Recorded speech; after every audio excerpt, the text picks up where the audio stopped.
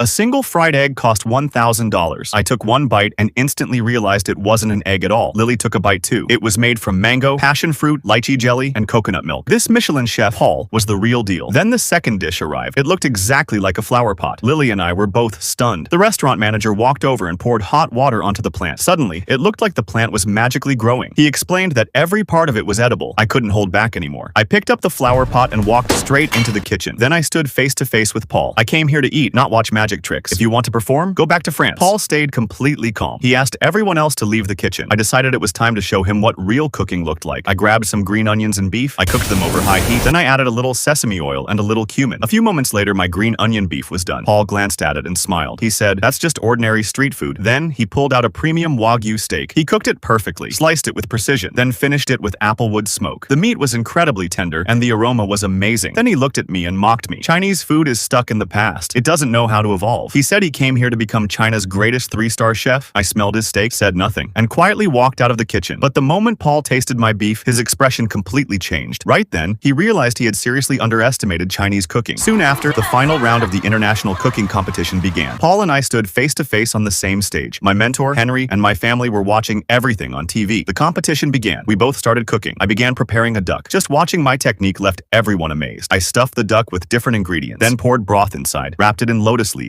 and sealed it in salt to cook. Meanwhile, Paul focused on a Western-style dish. I placed a large iron pot on the stove and heated coarse salt inside. Then I buried the lotus leaf-wrapped duck deep in the hot salt. Time was up. I pulled out the duck. Paul's dish was ready too. It looked more like a work of art than a meal. The audience burst into applause. I glanced at his plate, then cracked open the salt crust, sliced the duck, and its rich aroma slowly filled the entire room. Everyone's mouth started watering. Time was over. Paul presented his dish. It was called caramelized red plum mousse, beautifully plated in classic French style. The judges praised it highly. My dish was called Beggar's duck, a perfect blend of traditional Beggar-style cooking and Cantonese salt baking techniques. It was tender, fragrant, and carried the fresh aroma of lotus leaves. The entire hall erupted into applause. Now came the moment that mattered most, the scoring. Paul received a total of 37 points, but the real question was, could I score even higher?